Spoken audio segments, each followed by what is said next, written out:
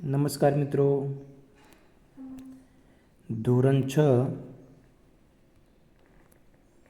વિજ્ઞાન ટેકનોલોજી એકમ કસોટી છે મિત્રો.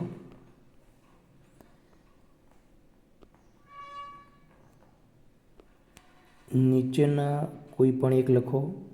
વિભાગ એ, જેમાં ખાલી જગ્યાઓ છે 6 ખાલી જગ્યા.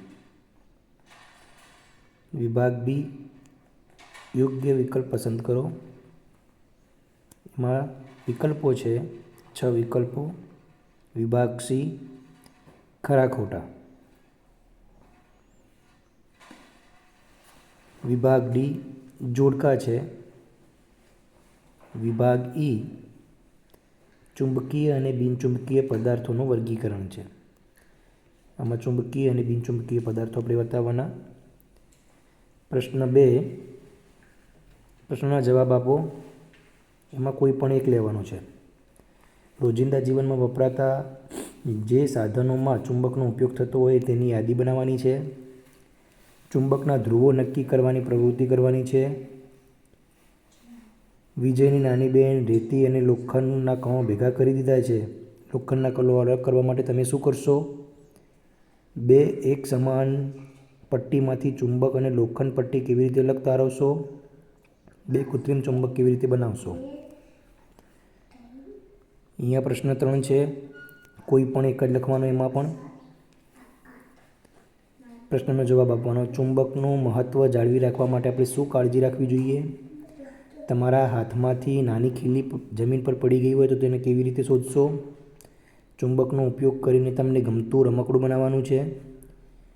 ખાંડ અને ટાંકણીઓ ભેગી થઈ ગઈ હોય તો આ બંનેને કેવી રીતે અલગ કરશો?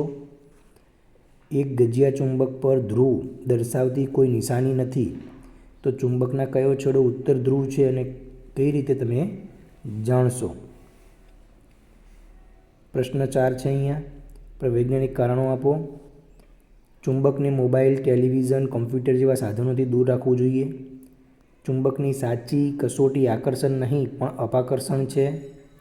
દિશા જાણવા માટે વપરાતા હોકાયંત્રની ચુંબકીય સોયનો ઉપયોગ થાય છે. ચુંબકને મુક્ત રીતે લટકાવતા તે હંમેશા ઉત્તર દક્ષિણ દિશામાં સ્થિર થાય છે. ચુંબકનો સંગ્રહ કરતી વખતે 2 ચુંબકો વચ્ચે લાકડાની પટ્ટી રાખવામાં આવે છે. તો એની અંદર આ આપણા પ્રશ્ન છે. પ્રશ્ન 5, કોઈ પણ 2 પ્રશ્નોના જવાબ આપો. તો એની અંદર આપણે 2 પ્રશ્નોના જવાબ આપવાના છે. એમાં અહીંયા આપણને પ્રશ્ન આપેલા છે.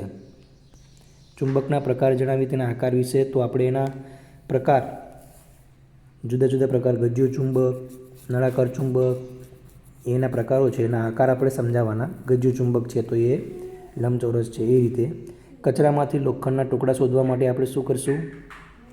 ચુંબકના ધ્રુવો પાસે ચુંબકત્વ વધુ હોય છે. એની આકૃતિ, એ પ્રવૃત્તિ કેવી રીતે કરી શકાય?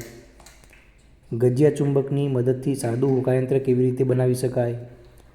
ચુંબકના સમાન ધ્રુવો વચ્ચે આકર્ષણ અને અસમાન ધ્રુવો વચ્ચે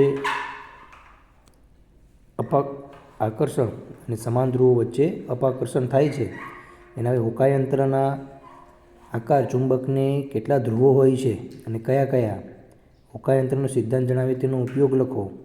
ચુંબકીય પદાર્થ, બિનચુંબકીય પદાર્થ કોને કહેવાય? ઉદાહરણ આપી સમજાવો. ચુંબકના 3 ગુણધર્મો જણાવો. અને 10મો છે ચુંબકની શોધ વિશે માહિતી આપો. તો આ પ્રશ્નનો જવાબ આપણે લખવાના છે. આ એકમ કસોટીનું પેપર છે. દરેક વિદ્યાર્થીએ તૈયાર કરવું. આ પ્રશ્નો પણ તૈયાર કરવા જોઈએ.